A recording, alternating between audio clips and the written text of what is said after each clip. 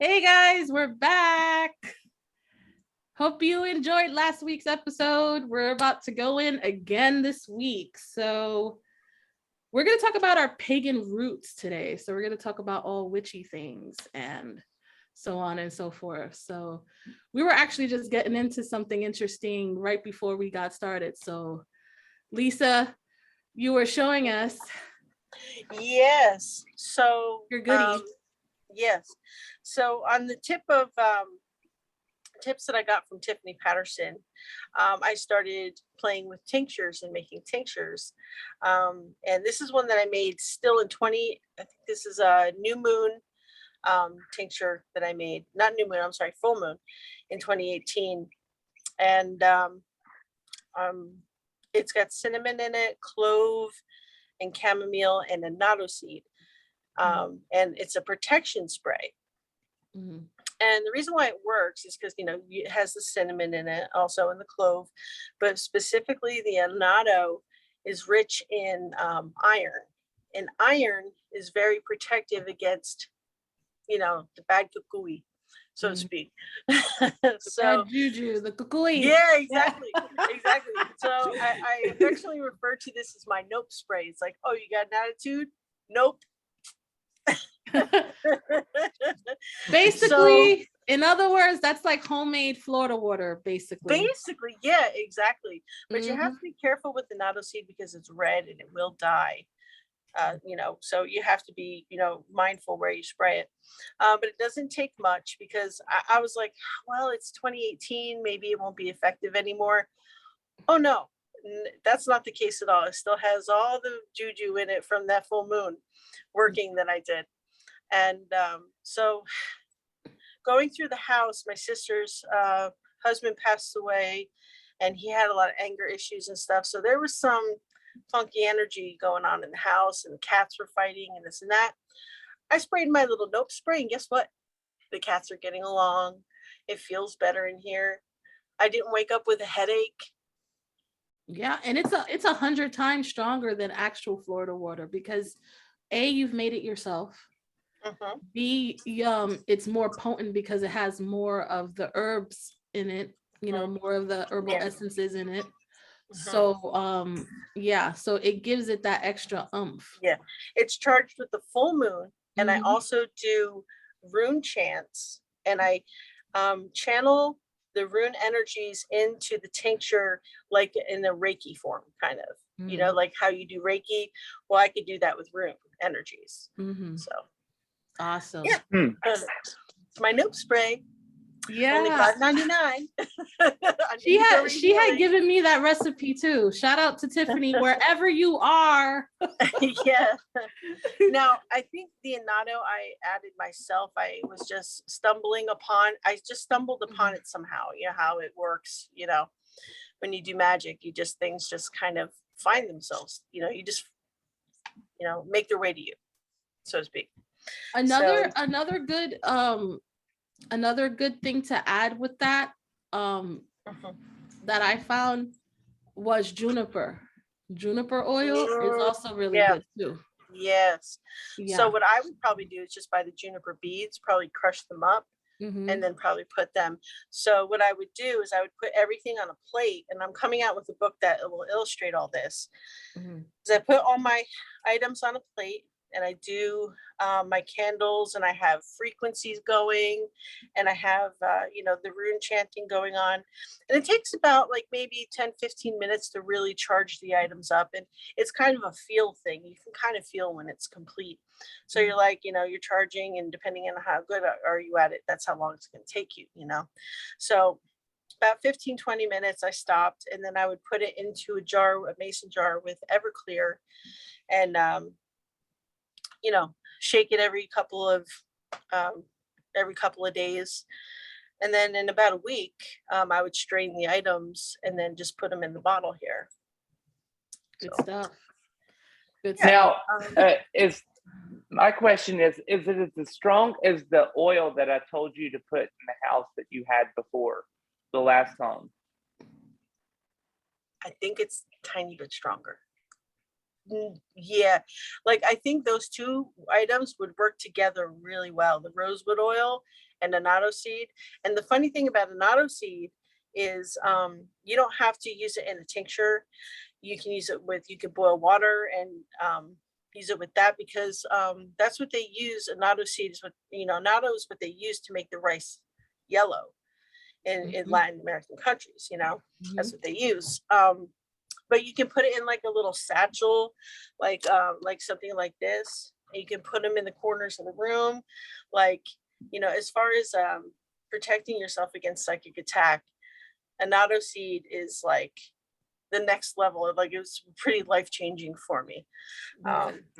So, but the thing is that you can't just leave it there, because it collects the energies. So it's one of those things where you got to keep vacuuming it up every so often and lay fresh ones down. Absolutely. Now, yeah. My grandma uses it, so I know she's constantly changing it up. Constantly. That's why. Now, I have one quick question. Okay, so if you have the fluffy running with it, do you think that would amplify it? Absolutely. Yeah. Yeah. So that is one thing I have had in my personal space for now probably almost 3 years. And disclaimer, we're not getting paid for this product. My partner thinks it's a straight up damn hoax, but I love Fluffy. It's called Focused Life Force Energy. Many people I have recommended this, and they all have noticed a huge difference. And it is remarkable the change that you see within your life within 30 days. Yeah, that's very true. He would say different, but I'm talking for myself. Since you're a loyal customer, maybe we could reach out to them for an endorsement. Is Enrique at some point in the future? If he doesn't have empathic abilities, it may not make a big difference. Well, I have it directly to my phone, and then I have it directly to the house. So if he goes to work, and if he works 12 hours and he's gone for 16 hours a day, he does not get any of the energy that we have here. You get what I mean? So that could be why he doesn't notice the energy of the fluffy service, but it is what it is. I had the free trial, and it made a difference. I had the phone trial. I did it through my phone. And it did make a difference. I did feel it. Yeah. I think it's more helpful for people like us who are really sensitive to that kind of thing. It makes a world of difference. Yeah. I think I've had it for about a year already now. And even in that yucky house I was in, it did help. I was like, wow, I think I might not have to move. But then, of course, it just all over again. But anyway, when you left is what happened. That's what changed it all. It's after you left. After we did the changing of the atmosphere, whatever was there, it was changing. And then after you left the environment, it's like whatever was there was really manipulating that person to force that guy to do what he did to re-amplify everything. Yeah, because that happened right after I laid down the magnets on that property with the rosewood oil. I remember it triggered his wife. His wife is like, I don't know what you did, but you need to come back and fix it. I'm like, no, I'm not doing that. I'm like, I'm not putting my hands in sticker bushes where I threw them. I'm like, nice try though. Right. But one more thing. Yes. Wait, before I forget, one more thing is that another thing that will amplify anything you use is by using you can just buy little chips of meteorite. They're like $3 or something like that. And using meteorite with any crystal or anything that you have will really amplify everything. So or even hematite. Like on my altar, I have hematite on the four corners of my altar to kind of amplify and also grounding. Hold. Exactly. Hold the energy. Exactly. Like amplify it and bring it in. Exactly. You know what I'm trying to say? Like I can't find the word though. It's like just have it all work together kind of thing, even though it already naturally works together, but even more so, that kind of thing. Right.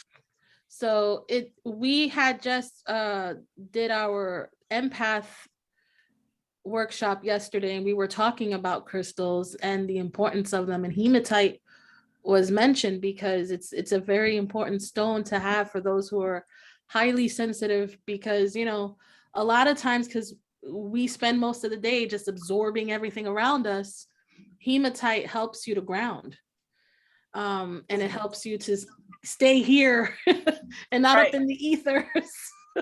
Right.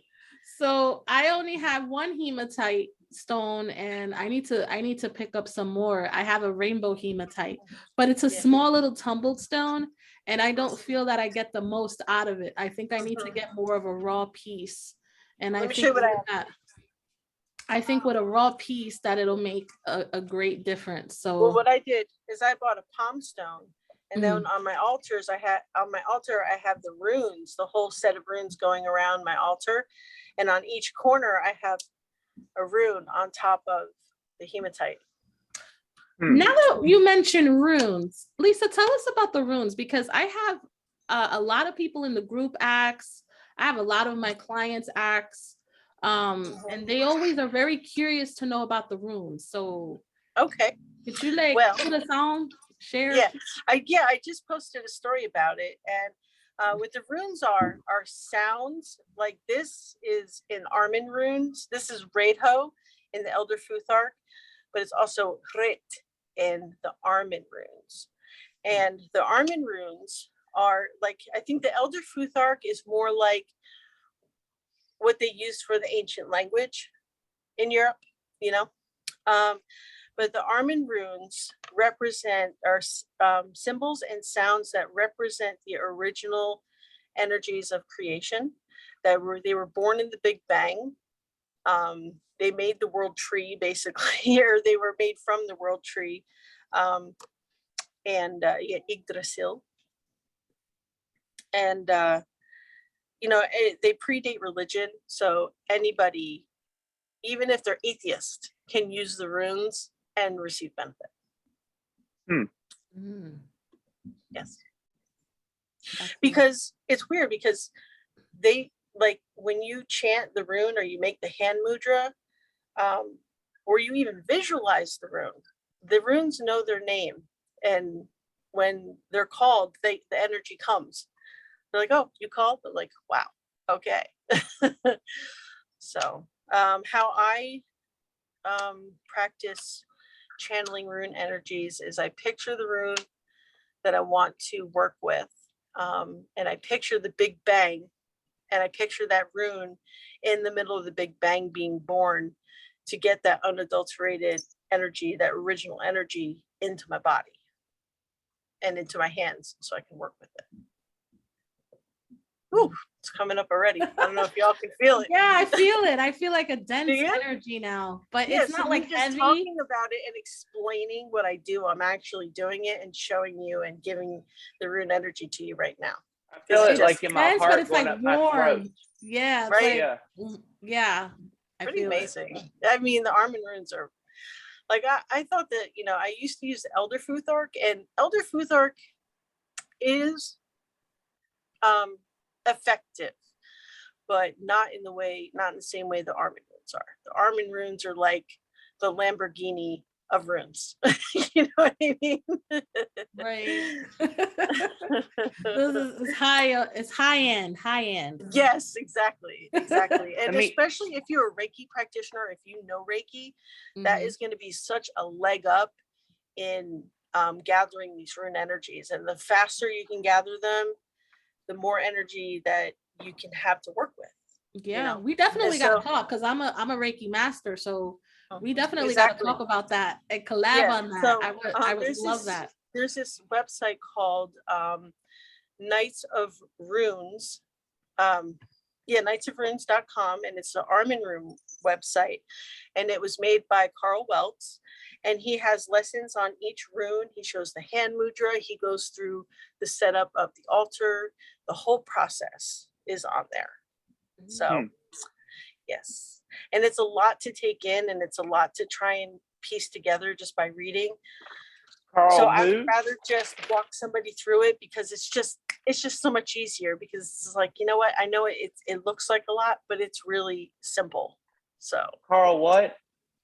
Carl Weltz. It's knightsofrunes.com. Yeah. Well, you can always share the info on that, and then we'll just, put it in the links below for everyone that's watching. So Right. if they're interested. Yeah. So the guy Guido von List, he channeled the Armin runes while it was like the year 1900, while he was going through surgery and he was blind or something. Not even 1900, it might have been like the 1940s or something like that. So he has a lot of literature out there too. That's another one.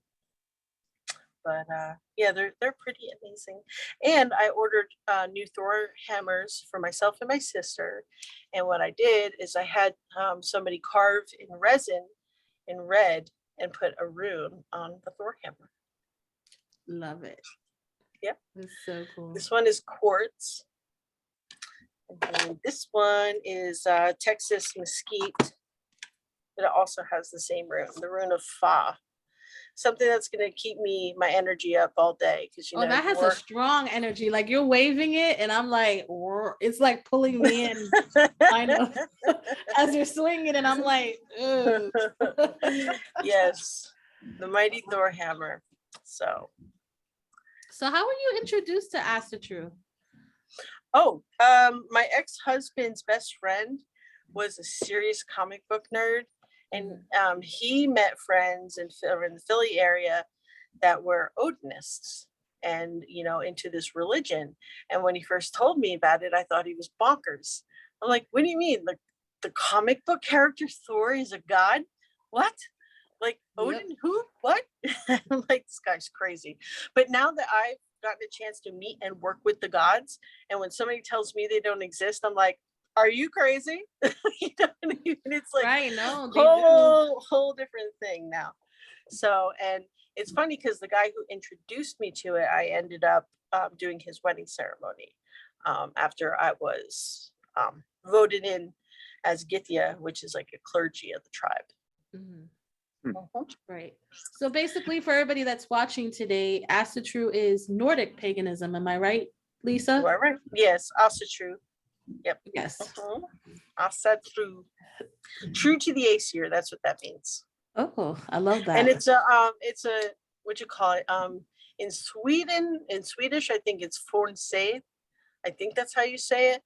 But it's the same thing. But Asatru was born like in the 70s. That's when it started to have a resurgence from thousands of years ago, or however long that was. So, before the the peaceful transfer. Right. the takeover of the Vikings, if you will. Yeah. So have you seen the show? Have any of you seen the show Men in Kilts? It's on Stars, and it's starring Sam Heughan. He's the guy that plays Jamie in Outlander. I'm like obsessed with that show. Okay, I admit it. I fangirl for that show. I'm obsessed. Okay. So well, he's Scottish, and Men in Kilts is basically they do a tour of Scotland, and they take like a little camper, and it's that really cool camper, the one you like, John, the one that's the BMW camper. Yeah, they took the little van camper and they went all through Scotland, right? So they did one specific episode, and they did it on the pagan history of Scotland, and they mentioned Nordic paganism, and that certain parts of Scotland was Viking territory. So there's still that there's still that culture in certain parts of northern Scotland. Sure. So yeah. They have a march in the streets. They have like a festival or something where they're all Yeah. That's what they show. I can't remember what it was. Yeah, it's on the show. Yeah, it's like May Day or something like that. I can't remember which one it was. I think it's May Day or Midsummer. Is it? I gotta find. Yeah. I remember because they went there and then they had like a parade and they were dressed up in the Viking gear, and you know, they had the old boats and everything. Oh yes, They took like herbs and flowers and put them, you know, like in the lock for the Vikings and for their history. I was like, oh my God, Lisa would love this right now. Well, you know what we do at some of our bloats, which is a word for like, it's like a ritual offering, pretty much.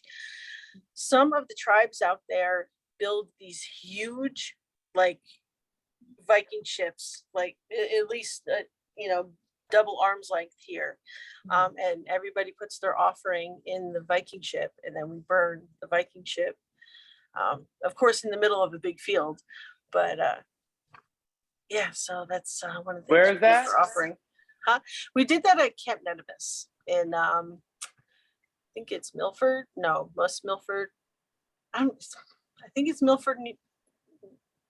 Is it Pennsylvania? West Milford, Pennsylvania, I think it is. In PA. But yeah, they have the Ermine folk do that, and I've seen other tribes make a pretty big wooden either runes or shields or that kind of thing to burn as offerings. So now we was just speaking about Hecate earlier, right before you jumped on. And I have a friend, and I start coughing as soon as I said that. Of course. Yeah. That's why I'm. I have a friend. You had to release that. You had to just get it out of the way. Just get it out. I'm gonna hit you with my note spray. I have a friend that I met during one of the pagan things that I go to here locally here in Winston.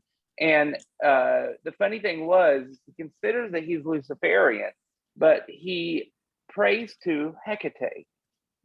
Now, in my opinion, I'm not calling the pot the kettle black, right? But the thing is if you're a Luciferian, wouldn't you pray to Lucifer rather than Hecate? I would think so. Yeah, I would imagine so too. But the thing is he prays to the goddess Hecate, and then he was asking me specifically to come and join him in a ceremony. This was probably a year or so ago.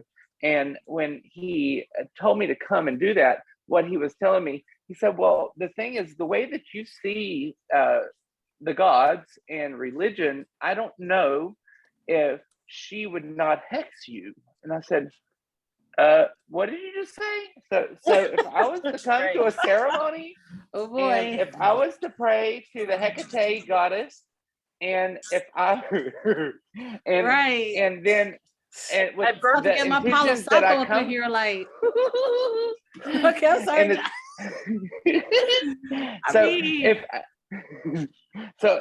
Now if I was to go with the intentions that I go with, and you know my intentions, you guys do, to do a ceremony for Hecate. And now the thing is you know that if I was to pray to one, I don't accept to pray to one. I see all as the same. I see all as the same as a deist would. So the thing was, he told me specifically, if you pray to Hecate, you cannot pray. She has to be the main deity or god or goddess to pray to, and then like everybody specifically. Now the thing is if he is praying specifically to Hecate, but is Luciferian, well then, what are you? Hecatean or are you Luciferian? Right, because essentially, I mean, by nature, Lucifer is, Christian. You know, he likes to be the one and only. And it's Christian. Right. So not even pagan. Right. So if you're basing Lucifer, stating or identifying as a Luciferian, you will more than likely do rituals to him, or, you know, Baphomet based rituals. And essentially, Lucifer prefers you to work with him and him only. So that sort of kind of baffles me a bit, you know, because when I think about the Luciferianism, at least the contemporary aspects of it, I think about Anton LaVey and the Satanic Bible, because he broke it all down up as to how it works, you know. There goes that false light feeling. Right. Yeah. But I mean, feel it. but I mean, I had read it a couple of years ago. I remember my friend had a copy of the Satanic Bible and she lent it to me. And I was just curious, you know, not that I would ever indulge like as a practitioner or anything, but I was just curious. And a lot of the a lot of the stuff he had to say was interesting, to say the least. And it just kind of felt like it felt very cultist, if you will, you know, felt very like a kind of elitist type of environment, and the rituals are very like they're very what I guess cliquey, I guess is the word, or they have this elitist thing. You have to join the church, you have to join the congregation. It's very much Christian in a sense, but like you're not, you know, you're not praying to Christ, you're praying to Satan. Well, but it has the same, it's the same thing. It's the same, right? It's the same sort of hierarchy. It's the same sort of like foundation, the same sort of structure. So yeah, I think John is onto something. It's probably the same entity. Yeah, it is. I mean, that would be a whole think about subject. it. What is there? What is like the known, you know, satanic or the Luciferian, you know, mantra, right? It's as above, so below, right?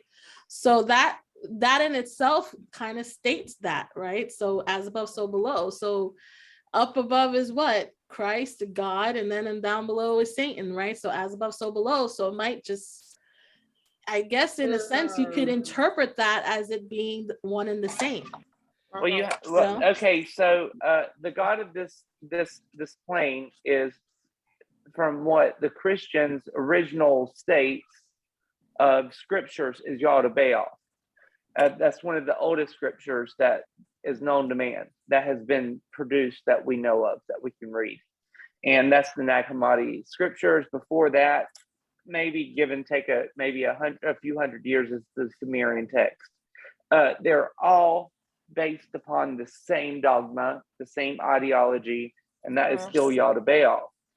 And the thing is what people don't understand, that is still the Yaldabaoth is the anti-Christ. He is the anti of society.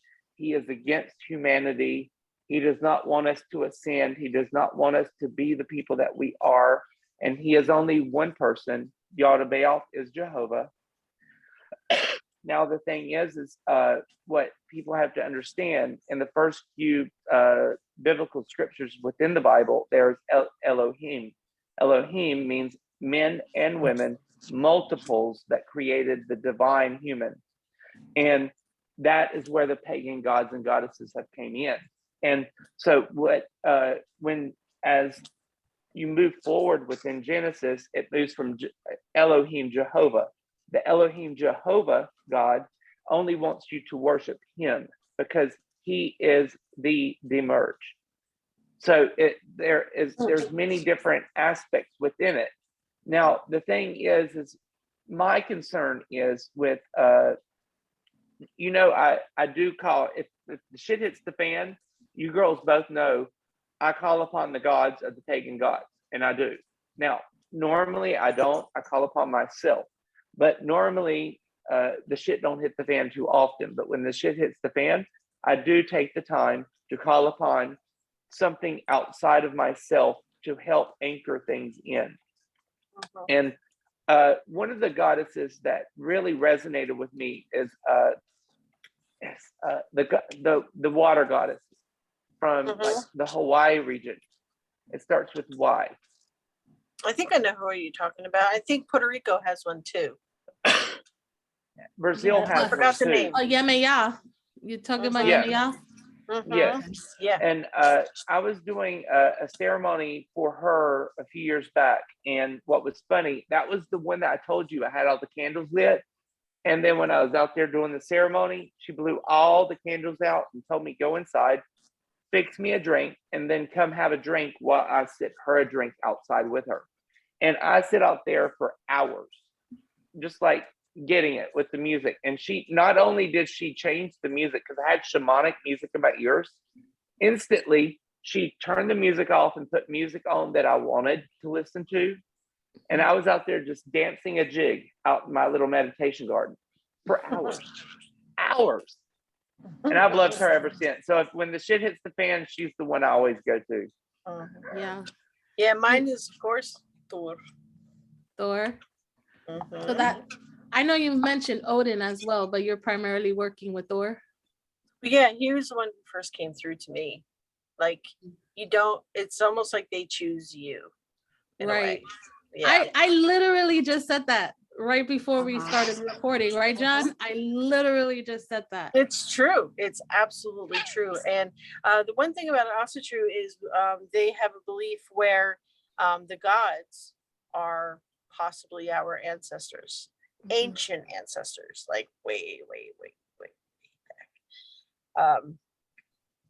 So to me, like, they've been like doting grandparents that I never had, or more grandparents, because I had great grandparents. I'm not saying that they weren't awesome. My grandparents were awesome, but these were like, it's kind of like, when people pray to Jesus, I feel like they don't get answers and they're unanswered prayers. I'm like, well, you're going to Walmart for your prayers. Like, Walmart doesn't care. They got all these people, you know what I mean? Go to your ancestors. They give shit. Yeah. I agree. Yeah. And I mean, my luck turned like as soon as I started working with my ancestors and the gods, huge turn in my luck. Yeah. And I really feel the same way. And I was literally, like I said, I literally had just said the same thing to John. And like, with my roots, mostly, is based with, Caribbean paganism, primarily Santeria, and the Voodoo history. And the thing is, I've never been, what they call crowned or scratched or anything like that. But I have seen the guides, I have dreamt with them, and they have guided me from one time or another. Both my, grandparents were practitioners. One was a devout practitioner, whereas the other one was more, I guess what you can call an eclectic witch, or an eclectic santera, which for most people out there that would probably watch this, like, this conversation may ruffle feathers, because a lot of people who are really, Santeria is a religion. Okay, so a lot of people will be like, this is a religion, and you have to, be initiated, and you have to work with, a babalao, and, and all these things. Yeah. In no way, shape, or form am I disrespecting the concept of it at all.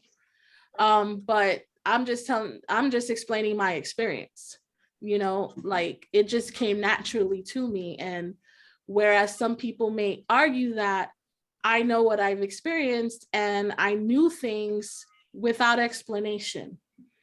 Okay. So I actually had a conversation with my uncle, who's a practitioner, and I had told him the dreams and the premonitions that I've had, and seeing certain Orishas, seeing certain, Santera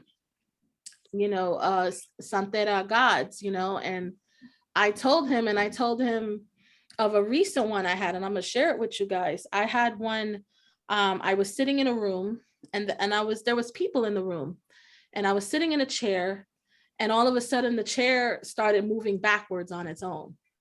Like it leaned me over like this, and it was moving me backwards. Right. So oddly enough, I'm moving, and I know I'm not moving it. And I look back, and nobody's in back of me, but the chair is moving back by itself. And somebody said that it's your santos, that is, that they're moving. And I'm like, but who are they? And they mentioned Yemeya's sister Oshun was one, and Ogun, right? So it was Ogun and Oshun that had came in. And I remembered it clear as day, guys. I remembered it clear as day. I woke up, remembered exactly what I dreamt, everything I said, exactly. It was lucid.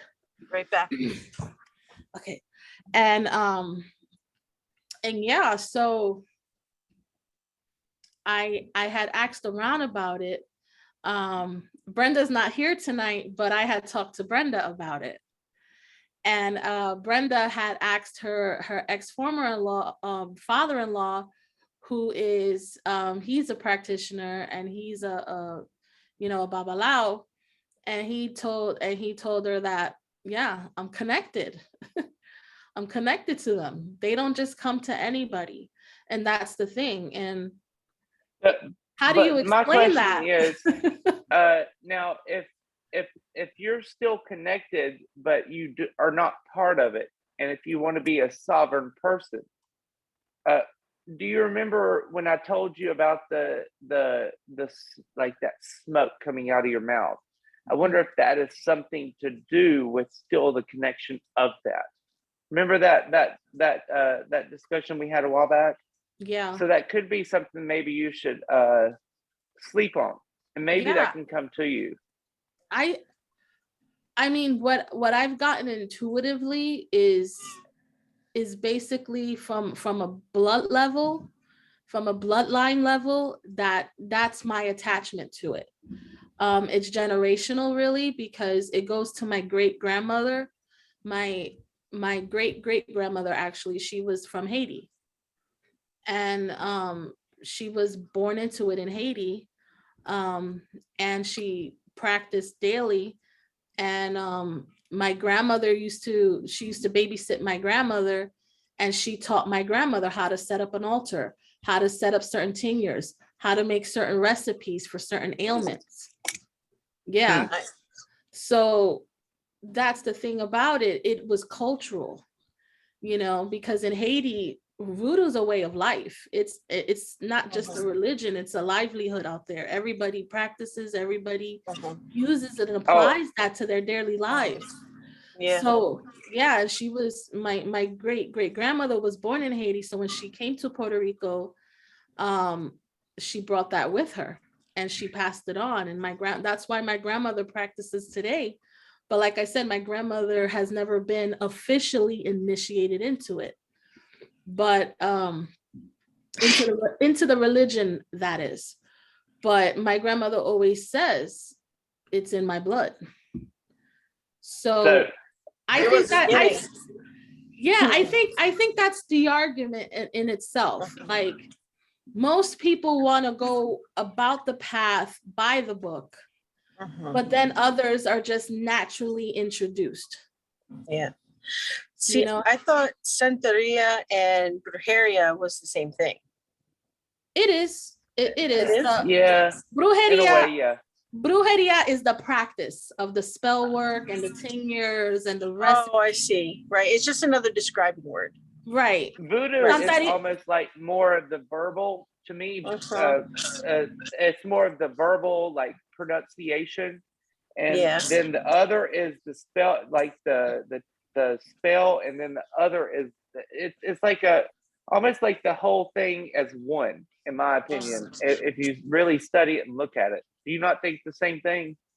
Yeah. Well, basically, Santeria in itself is rooted from Voodoo, because it has to do with the African tribes. It has to do with the Yoruba tribe from Nigeria, which is primarily where the biggest practice of Voodoo is done to this day.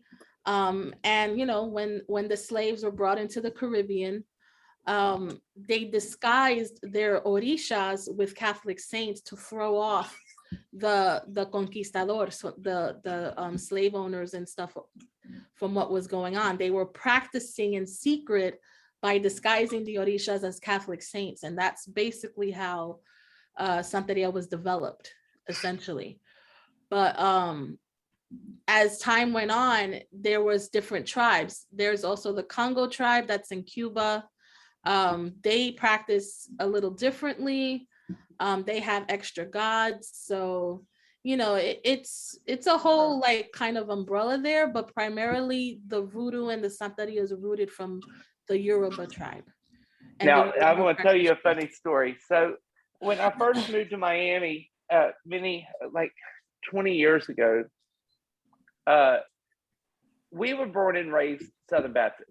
So I see it as Jehovah Yahweh Baal. That's what we worshipped.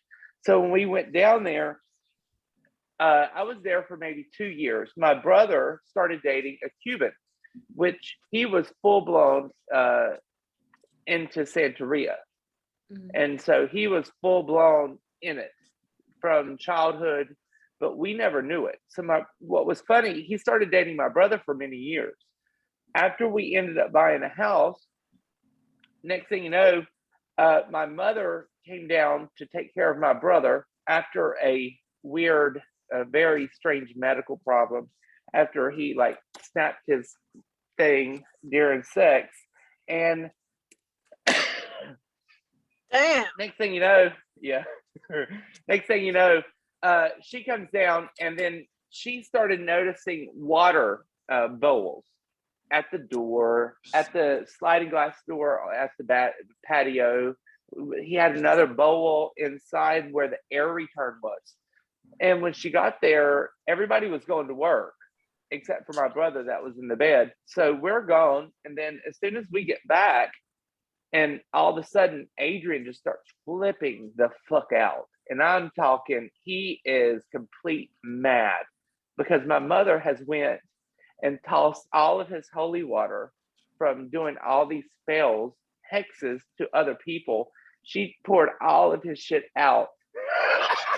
Wow. He comes home, and you should have seen that little Cuban. He was pissed off at the world. He got so pissed off. He got the next flight out of there to Tampa. Damn. Wow. Yeah. We didn't know how bad it was until about a year later. That's a whole nother subject, but I'll let y'all continue. And the thing is, when it came to that for me, like I was approached several times in my life to be initiated and to go fully into the religion. The first time I was approached, I was 16 years old. And it was a woman that owned the Botanica next door to my building, to my apartment building. And, she was putting out her protection barrier in front of the house with the chalk. It was actually, a voodoo sigil that they do. Yeah, we have Norse sigils too. So yeah, so I think it was called the heart of a batala that they put to protect their business and to protect their establishment and whatever. So she used to put that out daily. She used to put it out in chalk until it would get worn a bit, and then she'll re-chalk it every day. And I'm getting ready for school, and I walk out of my building, and I was with my best friend at the time, and she just, she spoke mostly Spanish. She spoke English but broken, but so she calls me over, and she was like, "Can I talk to you for a minute?" And I'm like, "Okay." I was like, did I do something? Like, because she was an older woman, And I remember she just freaked me out because she just was like, "You have a tremendous power inside of you. Do you know that?" And I'm like, I'm 16. I'm like a kid. I'm like, I do? Like, Thank you. Right? I didn't know what to do with that. When she told me that, I was just like, okay.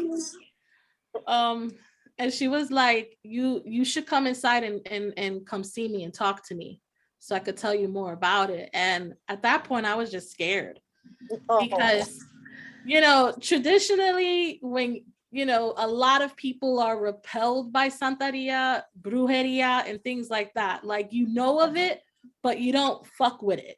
I'm sorry, but that's no other way to say it. Like, I know many. That of it. That. Yeah. I'm like that.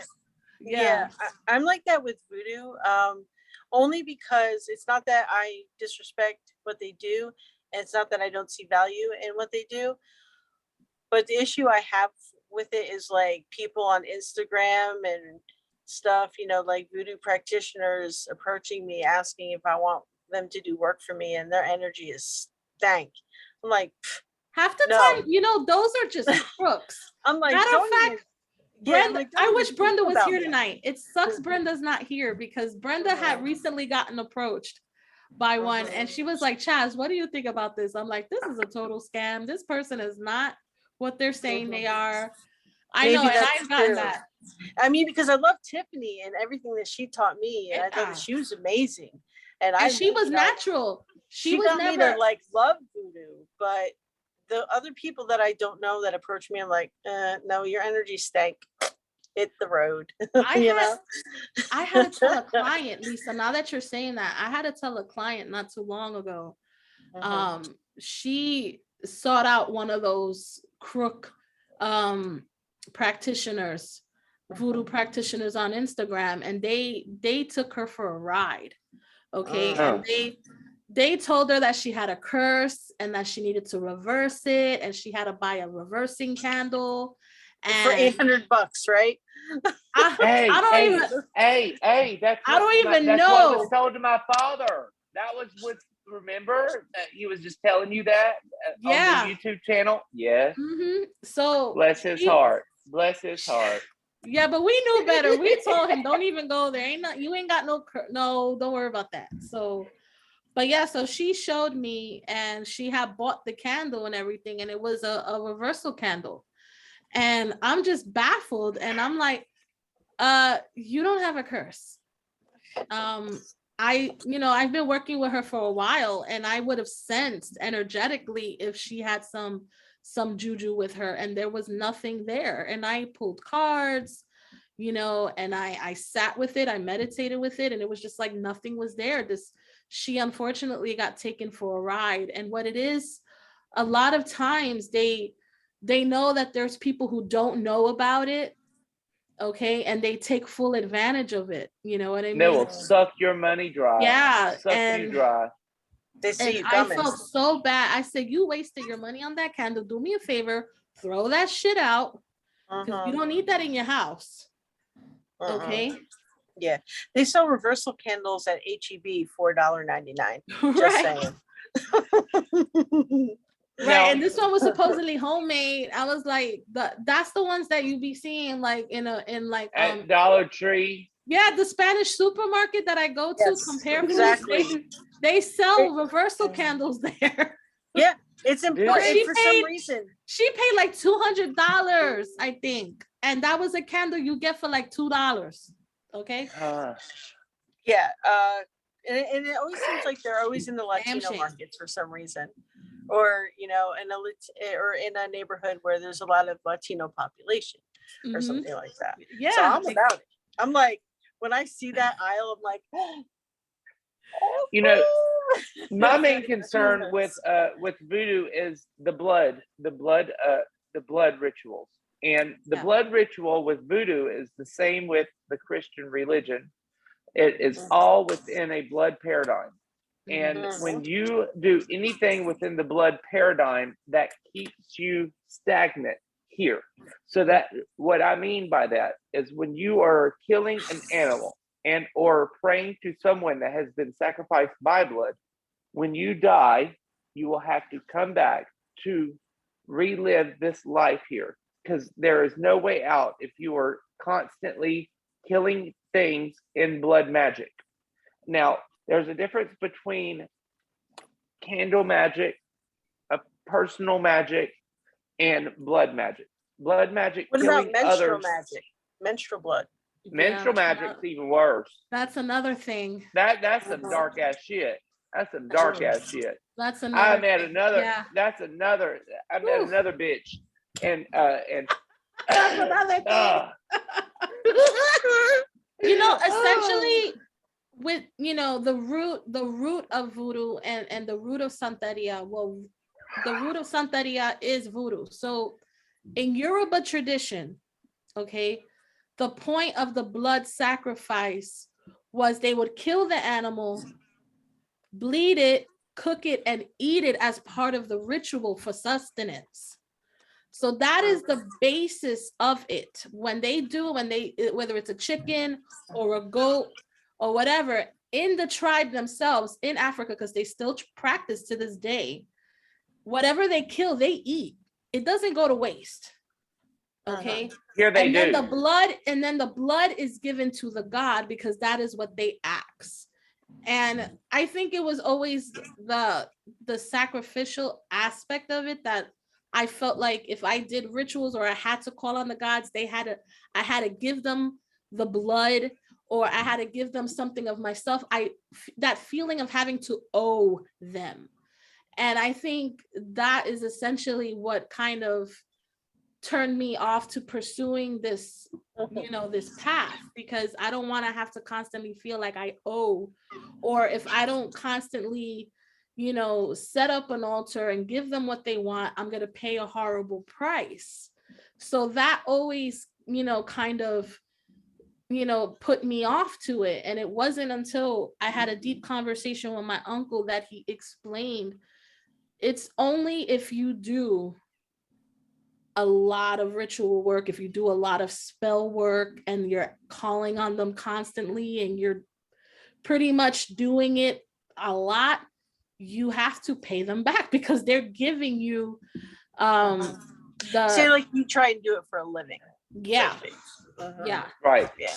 Or even if you're just a practitioner and you do it, you know what I mean? Okay, so this is the prime example. So if you have bought a book, like any type of spell book, and if you are trying to call upon a god through anybody else's binding spell, you have to pay a tax.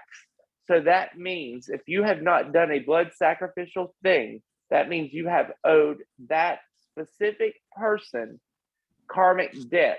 So you're going to have to pay that off in some way. Any way, I don't know how. I have not figured this part out, but there's always taxes to these ceremonies.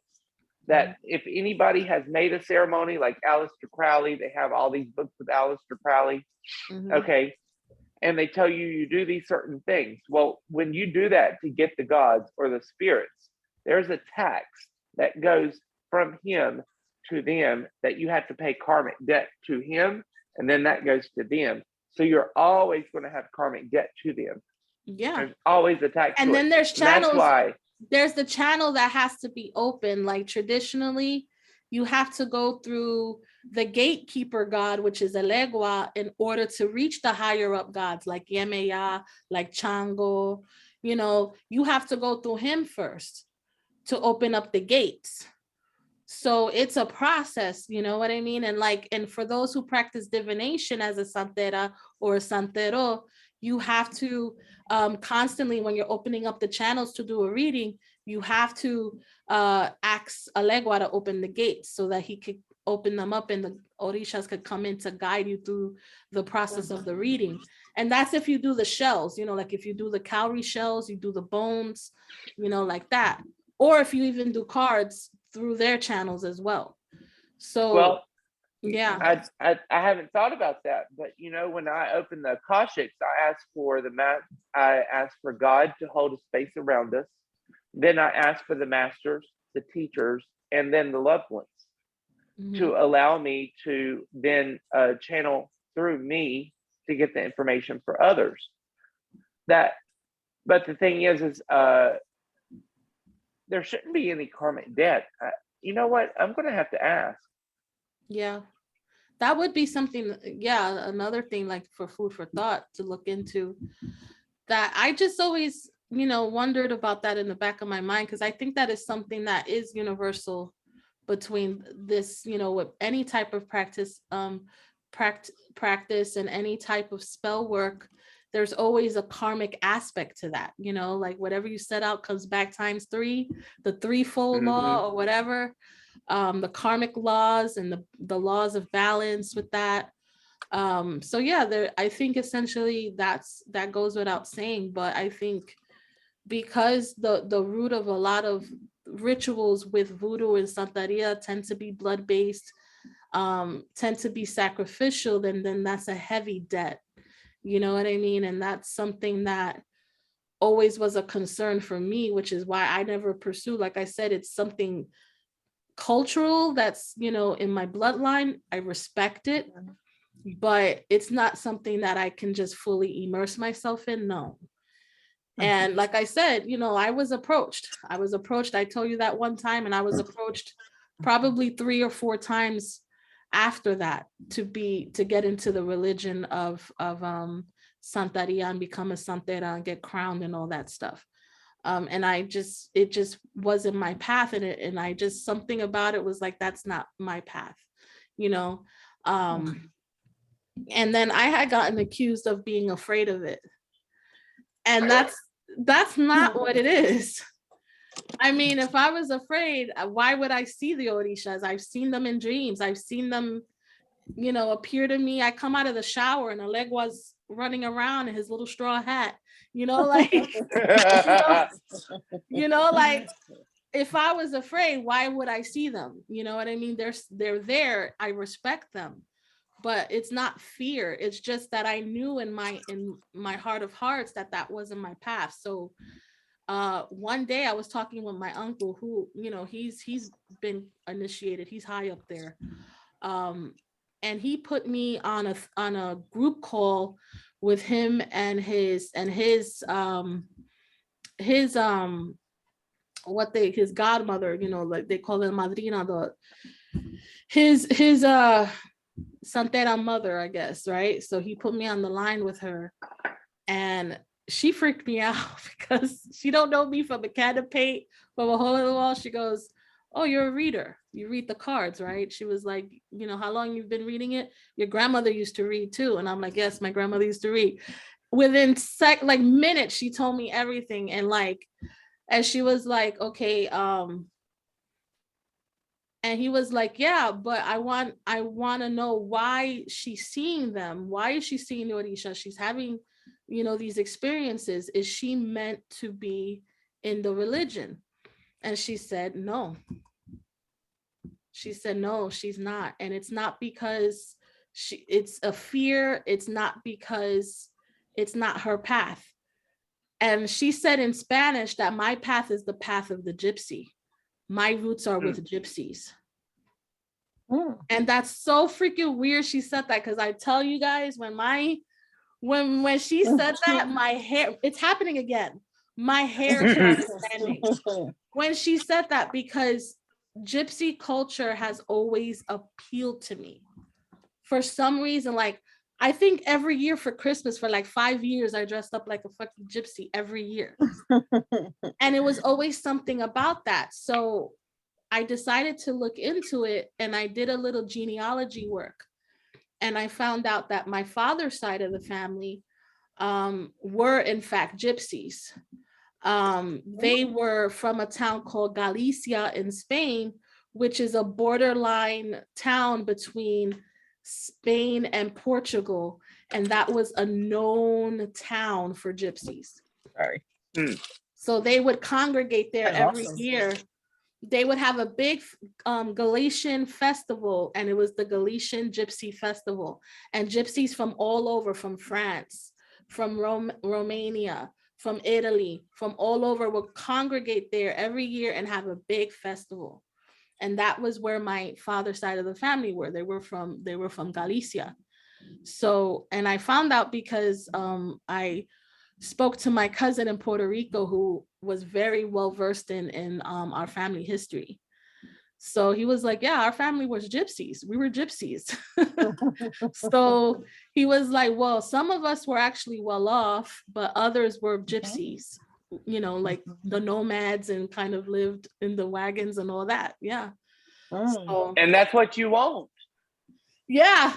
You see how obsessed I am, John. You know for a fact. Okay, because when we went to the retreat center, right? Right, they had a gypsy wagon, and oh my God, Lisa, I lost my shit. I was like, "Oh my God, I love it." Yes, right? And I took like 50 million pictures. Yeah, we got to Mountain Light Sanctuary there in Asheville. Right? I was like, "Oh my God!" Yeah, like you and Kevin, my you and grandma Kevin was were cracking up at me. What was that? 100%. My grandma was 100% either Austrian or Hungarian Jew.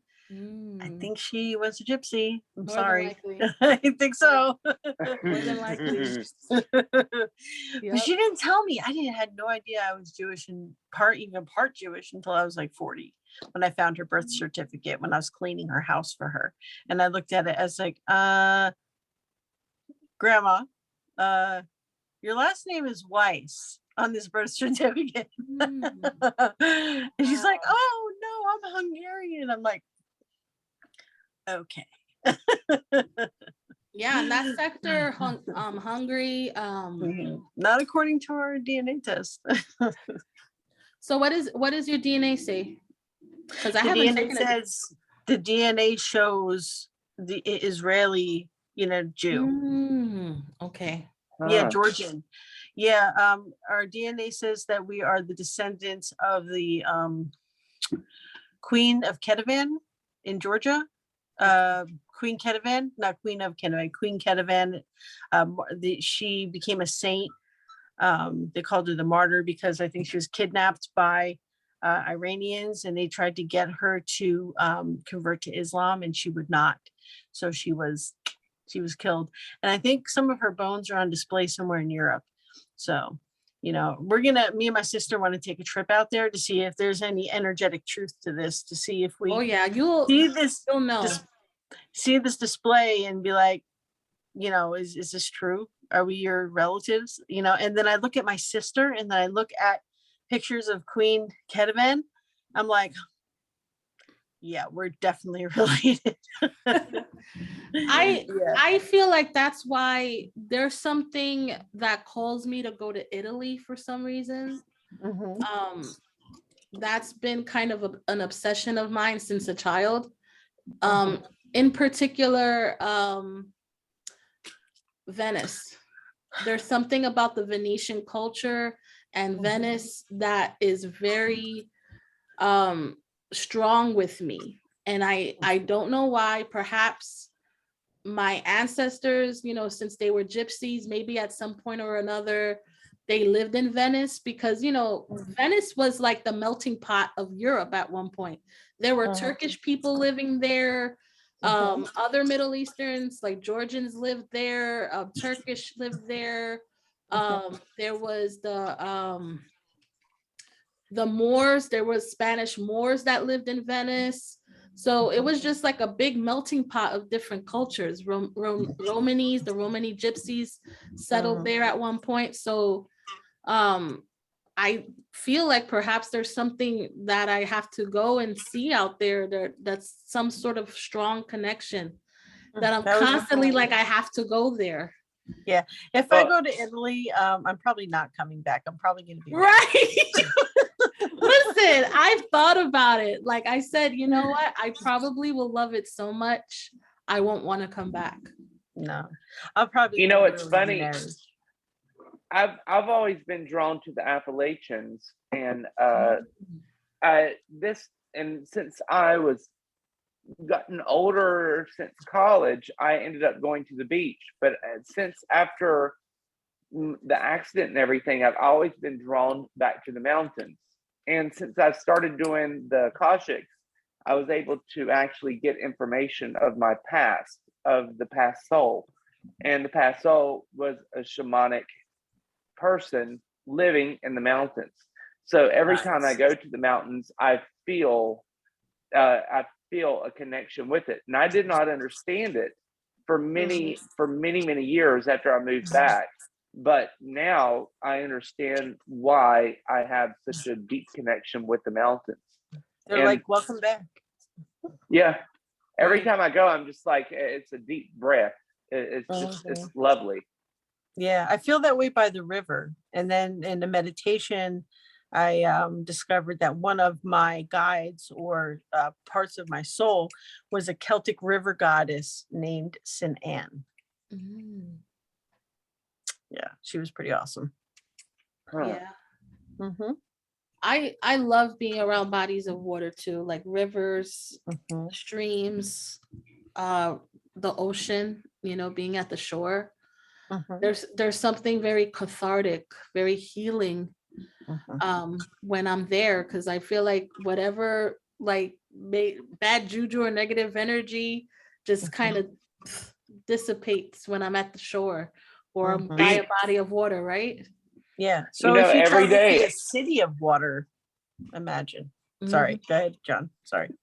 Every day I walk along the pond, along the water. Every day. That's like my afternoon. If I want to have a cocktail with walking the dogs barefoot, I'm always having a cocktail, walking the dogs barefoot, and I always do the entire walk around the pond. And I think a lot of people have connection with water and they don't even realize it until they get close to it. And then when they get close, it's just like you feel it. Whether it's still water, moving water, rushing water, it doesn't matter. Now, I wonder if I was thinking about this the other day, right? Like myself, I am a fire sign. So I have a firebug tendency. Like you see behind me, a wood stove.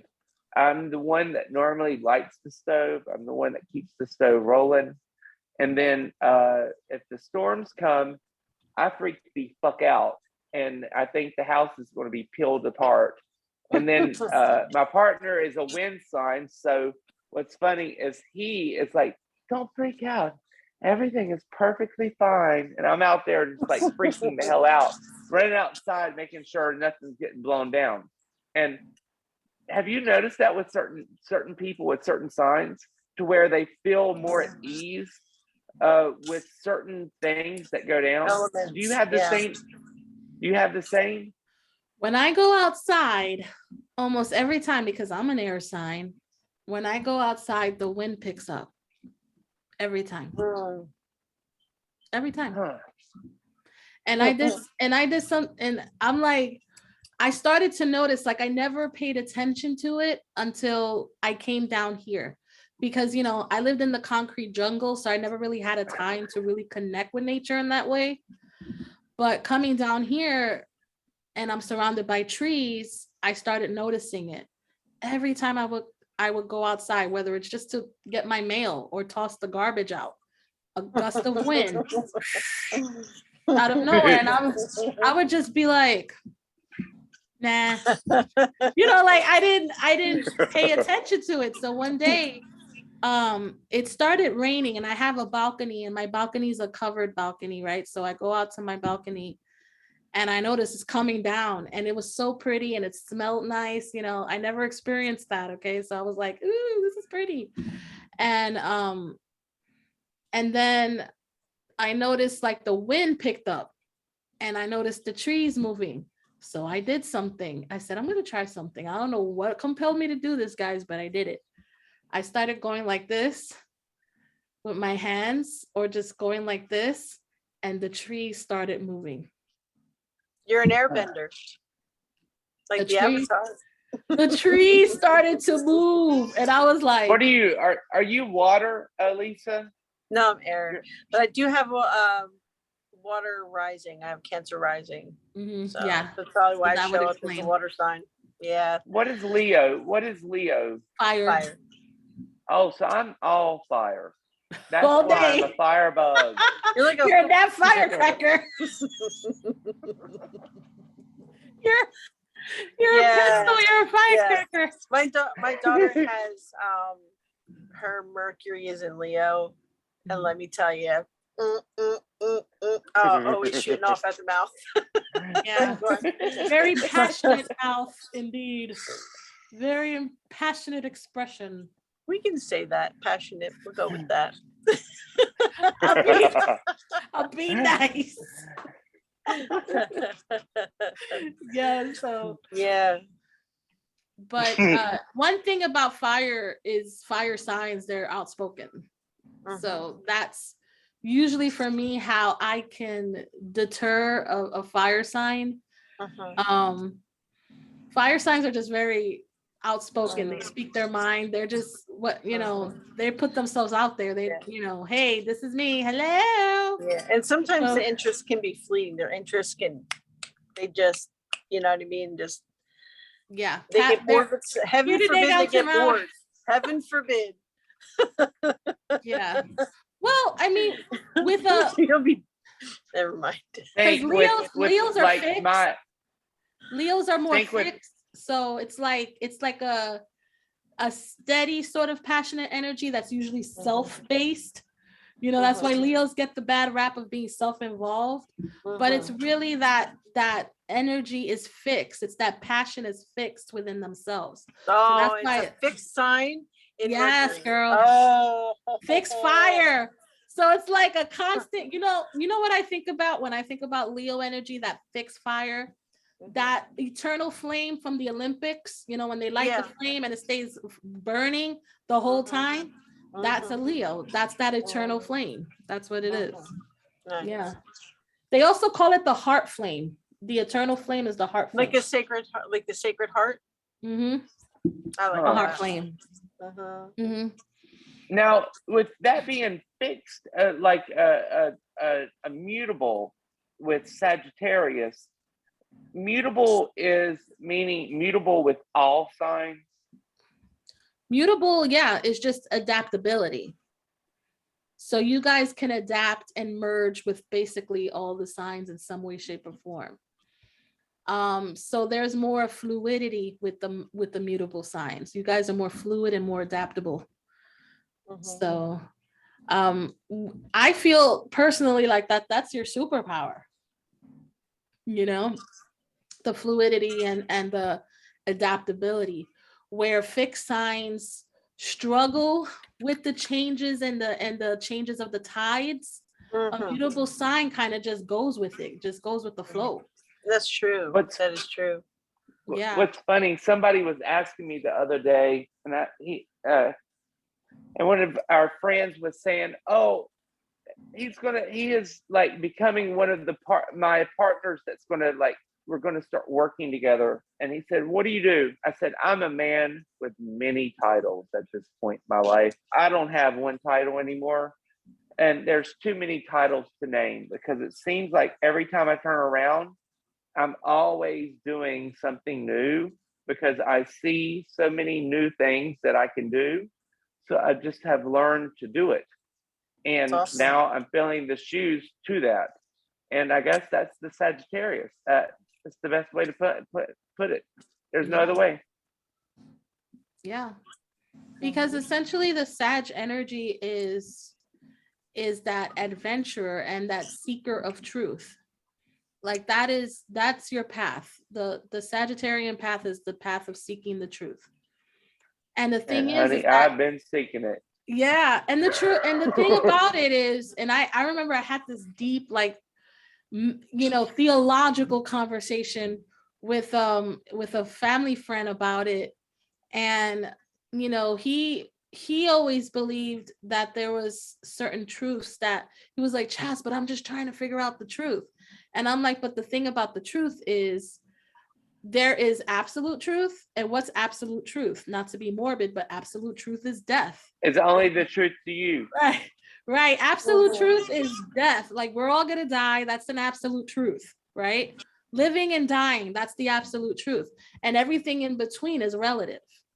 So that was the thing that he was like, no, this is what it is. This is the truth. I'm like, but this is the truth according to you. This is what your path has led you to believe, to perceive as the truth, right? So, like, I got all like Matrix Oracle on him. So are you sure? I mean, would you like a cookie? Because, right? And I said, but that is the truth, how you perceive the truth to be at this point in time. And, when I think about it, I think about in Buddhist principle, while he talks about that, enlightenment is a path to learning multiple truths. That's written. Hold on just 1 second. Yes. So Buddha mentioned that. Buddha mentioned that enlightenment is reaching certain truths at certain times. Right. Truths. This is plural. It's not like What's that? I love that. This was the inside of my Gohanzen when I was practicing Japanese Buddhism. Mm-hmm. And these are the 3 higher states of consciousness: learning, realization, and bodhisattva, which means teacher. And these other the other letters, there's 10 lower worlds, which was 10 lower negative states of emotion. And what it's illustrating here is that, you don't want to stay within these negative, 10 worlds. You want to ascend from them and kind of like 10 not control, 10 not have worlds. your needs, not let your needs control you, but you control your desires and needs, as a way to manage and stay out of those lower states. Right. Yeah. 10. Did you just not hear yourself? 10 worlds. 10. 10. 10. Oh, I twang. 10. No. I'm just making. I'm making a point to the people that's going to be watching this. 10 worlds. Mhm. Yes. So there is 10 multi-dimensional worlds. beings. Exactly. There is 10 worlds, all coexisting, all at the same time. That's right. That's my point. And it's illustrated not here. that I didn't mean to like call you out, but it was No, just it's make fine. a point. It's fine. No, it's fine. That's exactly the point. And Mhm. that and going back to what we were discussing, guys, Mhm. that's the point of truth, because there's truths on levels. Mhm. That's why when Right. Buddha explained it, Buddha explained truths from a space of multidimensionality, Mhm. right? So this is probably the truth you've reached in 3D, but is that the same truth in 4D, 5D, and higher Hell state no. of consciousness? Right. Now, when I was practicing, I would stare at this scroll and I would chant Nam Myoho Renge Kyo, which means I am a blossoming lotus flower in Japanese. And I used to chant a whole Daimoku in in Japanese, and plus that. And I think the principle was to get the vortexes in your body, your chakras spinning, get to stimulate your chakras with the chanting, and also to get your mind and your heart to communicate. So the chanting does I think When of Tina Turner, because Tina Turner, you ever seen the movie, her movie, her biography, What's Love Got to Do with It? No, but I love her. I'm gonna send you a scene, Oh, and it's a very powerful scene, because she's a devout Buddhist, by the way. And she was introduced by one of her former backup singers who was a practitioner. And it was through Buddhism and chanting the Nam Myoho Renge Kyo that she developed the strength to find self-awareness and find the strength to leave her abusive husband. Right. So I did this for 15 years before starting with the runes. So. Oh, interesting. Yeah. Now, that's news to me, and I just found that out today. Yay. You didn't know that about me? No. Well, and also I remember her speaking. Yeah, when I was 17, I was always like religious minded. When I was 17, when I first got my license, I would go to church by myself. At 17. You know what most kids are doing at 17? Right. That's what I was doing. Yeah. I'm not saying I didn't drink, but I was then doing the next more morning than that, I would honey. go. Exactly. So and then one time I was hanging out with my these friends that were born again Christians, actually my friends that became born again Christians after doing like an LSD trip, right? So they invite me to this church, and they're all standing, they have all these candles going. It's like a pagan ritual. It's really, really strange. And we were all in this circle, and they were all doing these Gregorian chants, and they were like, do you give your heart to Jesus? Like that kind of thing. And I was like, okay. I was like 21, right? Why not? Sure, let's do it. Okay, whatever. Yeah, exactly. But that's how I was back then, when I was 21. So I enter this ritual circle and I do the ritual with them. And I'm like, yes, of course I do. And when I do it, I feel him give it back to me, healed my heart, gave it back to me, tapped me on my head and said, now run along, child. I said, okay, I'm going to do that because that's not my path. I wasn't meant to be a born again Christian. Right. Yeah. Whoever was there, whatever was there during that ritual knew this was not for me. So I was like, thanks, guys. And then I never really went back to that church, only to hear my friend sing, who was really amazing. So. I think honestly, hearing your stories, guys, it all makes sense why we've crossed paths, because it really feels like at times that our lives have ran parallel. Seriously, because when I was around 17, I was in the youth ministry in a Catholic church in my neighborhood. And I was introduced to the youth group through my family friend, a friend of mine that I grew up with.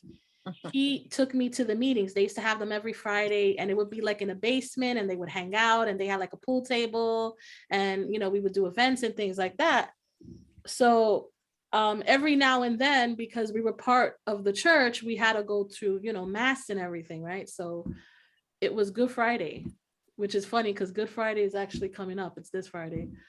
And I never went to a Good Friday mass. I was a fair weather Catholic. I would go only for Easter and Christmas, maybe. Exactly. I was a fair weather Catholic. I lived in the Southern Baptist Church. I went Wednesdays. I was there every day that they were open. I went Sunday morning, Sunday evening, all the Bible studies, all summer long. Oh my God. Then all summer long, we went to those camps for weeks. And then we had those weird things with like Jeff somebody in Charlotte that would be like weeks at a time in this Coliseum. And it was like all these kids are so brainwashed, would just like go and save themselves. And it was such a weird experience. And looking back on it, I think that's why I had such a hard time breaking down the cycle in my life, because I really had to think about all the childhood experiences that I went through, and I with like a rebellion aspect. But before I could do the rebellion, I had to understand all the scripture by word in the original context, and then be able to point out why I'm going against it, and then go along my way. And that's where I'm at today, is standing my ground and standing it strong. Yeah, because there was always so many contradictions. And when I was a kid and I was taking catechism classes to do my first communion, there were always certain concepts that, made no sense to me, like the concept of original sin. If we're made in God's image, why are we born in sin? I didn't understand that. And I was an 8-9 right. And it was I was an 8-9-year-old kid drawing this conclusion, but the Bible states that we're created in his image. So if we are, how are we born into sin? And I raised my hand and I asked that question, I remember. And then my teacher was so like flabbergasted that I asked such a thing. He didn't know how to answer it. So he just was not prepared for that question at all. And he was just like, because that's how it is. He did that, he pulled that, and he got all upset and hot under the collar. So I was like, I said something wrong. So, I didn't say anything else, but until I would get that feeling that something doesn't make sense to me. And I would ask. And every time I would ask these burning questions, I would get met with like this, animosity, because I'm not supposed to ask these questions. I'm just supposed to apply the teachings and go forth as a Catholic child and, do my sacraments and all that. Right. So, so let me tell you what happened. Because Lisa, when you had that epiphany, like, nah, I'm not meant to be a born again Christian. Right. This is what happened to me. We did the as I said, the Good Friday Mass. And I've never been to Good Friday Mass because, like I said, I'm a fair weather Catholic. So the Good Friday Mass is that they have this huge wooden cross, right, laying across the altar of the church. right? And then, he does the mass and he talks about the crucifixion of Christ, and when Pontius Pilate, he passed his judgment and he was sent to get crucified and everything. And I used to call my boss Pontius Pilate.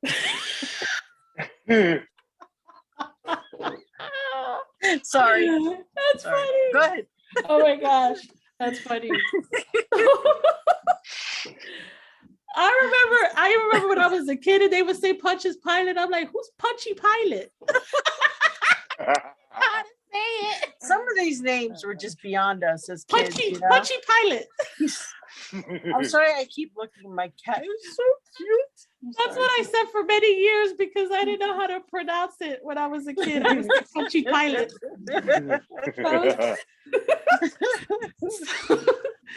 So after he did his the gospel and everything, and you had to go up to the big cross and you had to kiss it. Jesus Christ. Big ass wooden cross, right? And then everybody's going marks. Right. And I'm like, first of all, this is not very sad and hairy. First and foremost, like, I gotta kiss somebody had their nasty mouth on it like 5 minutes ago. Like, I don't know how I feel about this. So I was weird about it. Like, everybody was going up in a line and just like kissing it. And he said something. I don't know if it was like the same thing when you get the wafer, like body of Christ or what. No, it wasn't that. He said something else. I don't remember.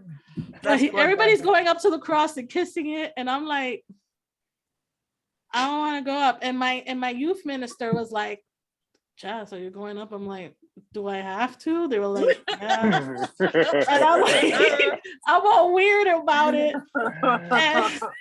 And so my friend was laughing at me. He was like, dude, just get it over with. Like, just do it. And I'm like, but I don't want to kiss it.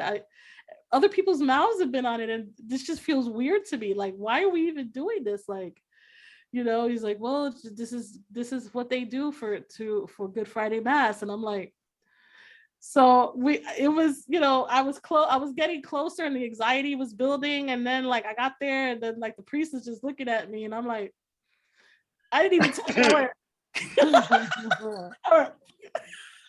my mouth was like inches away. I didn't touch it, and he just looked at me like, really?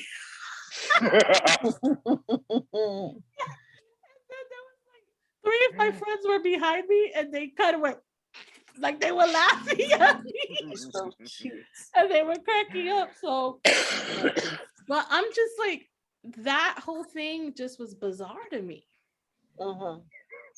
And to me, it was just so morbid, like a big old cross, and like, and like, I don't know, it was just too much. And then at that point, I was like, I don't know how I feel about this.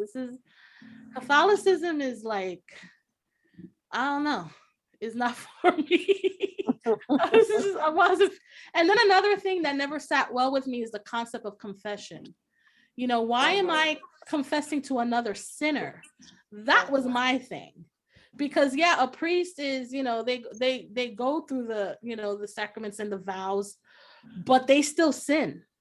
If you're mortal, you're gonna sin, no matter whether you're a priest or not. You're gonna sin. See, if you go back to the first verses of it, if you are born in the likeness of God by the original Elohim, we cannot sin because we were born in the eye of God. So we are many gods. Now, the thing is, Jehovah God created his own child, which is the reptilian species. So that there is a whole nother species.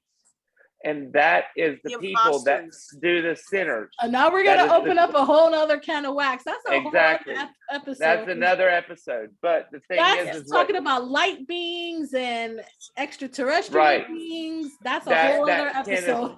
Right. So, but those people are assuming bodies. And that's the people that's running a lot of the shows that we have today, are the sinners that they're talking about that claim that you are, but we aren't. We are the divine beings. We were brought here from the Elohim. We weren't brought here by Jehovah. And so there's a difference. And that's where everybody has to understand the difference. Yeah. So what's interesting, and I think why I found that ritual or what they did at that mass so bizarre, it's because technically it was paganistic. If you're kissing an idol, a wooden cross, wood is an element, and element is a pagan, to worship and acknowledge a piece of elemental earth is paganistic. So I think at the time that's what kind of threw me through a loop, because this is a organized religion that is dead set against anything paganistic, yet a lot of their practices are paganistic. Okay. The tree, the Christmas tree is a Saturnalia. For one thing. No, and then when you go into a Catholic church, you light candles, right? Like if you want to light a prayer candle, that's paganistic. Candles for prayer is paganistic. Praying in the name and the blood of Jesus is blood magic. Right. Is it not? Yeah. Drinking the wine. Yeah. The wine is representing that's blood. Paganistic, ladies and gentlemen. You know, the wafer, the whole process of the Eucharist, very paganistic. When they're going down the aisle with that stinky freaking frankincense, that incense, that frankincense. I do that. I like that, and I set it outside my door. I had it lit today when I was doing my meditation outside. I do frankincense outside my house almost every day.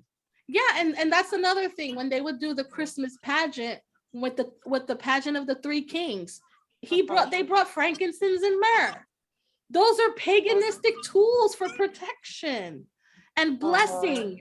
So these were the things that always would just like throw me off. I'm like, if you're so dead set against paganistic rituals and things like that, why don't you acknowledge the things that you do are rooted in paganism? Yeah, so the very word ritual is like demonized these days. Right. And the chanting is paganistic. You know what I mean? Like when you're in church and you're saying, you know, peace be with you and on always with you. You got to repeat everything they say, and it's a chant, basically. Our Father. Sorry. What was that? Sitting there singing off key. It's like no, what always freaked me out, there was always an echo. It was always an echo because the churches, you know, Catholic churches are so like lined with marble. So it was always an echo, and I never understood what the priest would say. It was always like, wah, wah, wah, wah, wah. Thanks be to God. Wah, wah, wah, wah, wah. Glory be to God. Wah, wah, wah, wah, wah. You know? I never understood, and I'm not trying to be funny. I was just growing up, going to mass. I would sit in the church, and all I would hear was wah, wah, wah, wah, wah, wah, wah. Thanks be to God. Wah, wah, wah, wah. That would literally be my experience. And then getting up and the kneeling, I like that part because, you know, I was a hyperactive kid. So I was like, oh, I get to kneel. Oh, okay, now I stand. Okay, I sit, kneel again. You know, that worked through my hyperactivity as a kid. So, you know, that part I welcomed. But the whole trying to understand what the priest was saying was I almost every time I would just be lost. I would only get like key words, you know. And growing up, that's how I was just constantly confused because I didn't understand what he was saying. I'm sorry. But you know what's interesting, guys, I'm gonna tell you, like, I did actually have a close family friend. Well, he's still alive actually. We have a close family friend who was a priest. He's still a priest actually, Father Jim. And I think it was him that I had a deep conversation with, and he got me to understand the concept of Catholicism, you know, from actually a metaphysical standpoint, which is very interesting. because he was, Roman Catholic. He's Italian. So, just like culturally, the Santeria is rooted in what I do. For Italians, Catholicism is rooted in them. That's like the air they breathe. So he was raised Roman Catholic, and we had some really deep conversations with him because how we befriended him, which was funny. I used to live in Philadelphia, and I didn't live in the best part of town. I kind of lived in the hood. All right. So he had the guts enough to go door to door to try to get people to come to church. Right. So one day he knocked on the door, and my mom opened it, and I was behind my mom, and he was like, "Hi, my name is Father James Catagnis. I'm from I think it was St. Barnabas Church, I think it was." And he introduced himself, and he was, a young priest. He wasn't old. And my mom was like, well, I'm actually having dinner if you want to come in and have some dinner with us. And he was just like, really? I am kind of hungry. So he came and he had dinner with us. Mom just invited him in, and he had a conversation with us, and he was really, really cool people, and he became a good friend of ours. And when my brother passed away, I mean, he was devastated. Like, he showed up to the hospital and everything. And then we got an anonymous letter like 2 weeks after my brother passed that someone paid for a whole year of Catholic school for me. It was an anonymous donor. And, we have reason to believe that it was him, that he did that. Because we were talking about going back to New York after my brother passed. And he was like, no, stay here. Chas could start school. It'll be good for her. Like, he didn't want us to go. And I think that was probably his way of trying to get us to stay.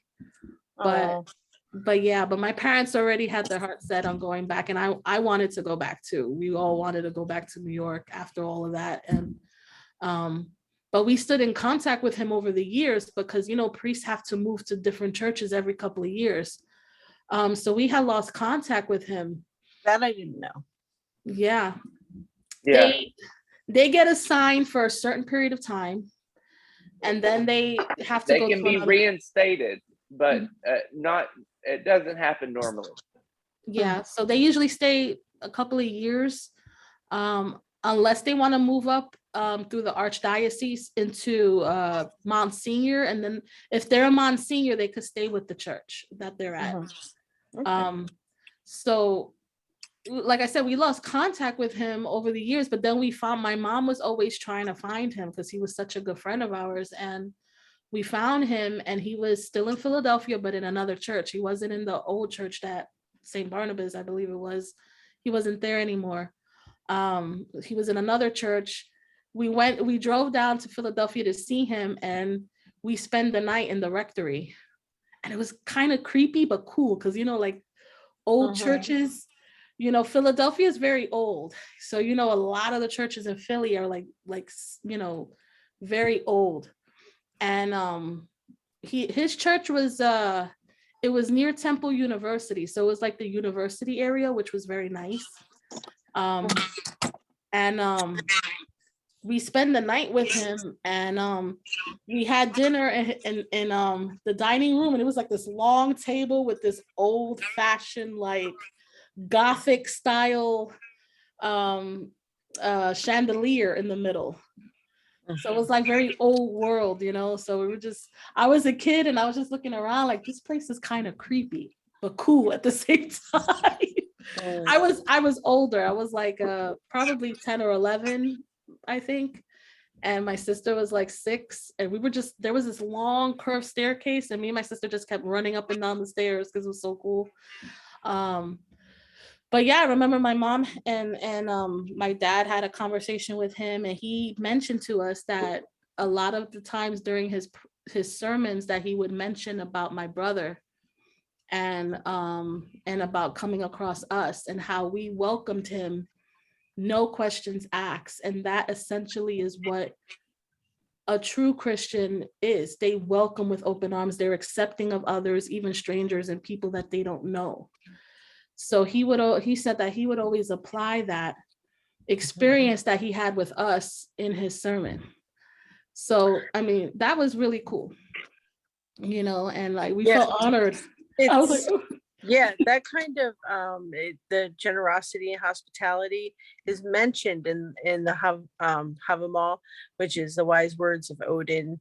It's kind of like I think there's 36. I'm not sure exactly how many, but you know, Odin has all these you know, pieces of advice like, you know, don't wear out your welcome, you know, bring in, you know, give you know, weary travelers warm clothes, sit them next to the fire, that kind of thing.